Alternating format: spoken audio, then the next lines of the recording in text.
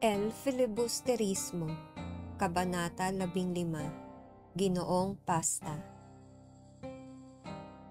Si Isagani ay nagtungo sa tahanan ni Ginoong Pasta para ito ay kumbinsihin na umayon kung sakaling si Don Custodio ay kumonsulta rito.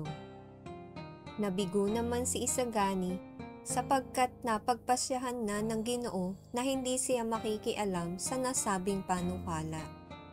Sinabi ng Ginoo na siya ay kinakailangang maging maingat dahil sa siya ay maraming ari-arian. Kaya naman dapat siyang kumilos ng naaayon lamang sa batas. Sa pag-alis ni Isagani ay naiwan namang nag-iisip ang manananggol. Ito ay napahanga sa talino at estado ng pag-iisip ng binata. Subalit para sa Ginoo, ang binata ay kaawa-awa.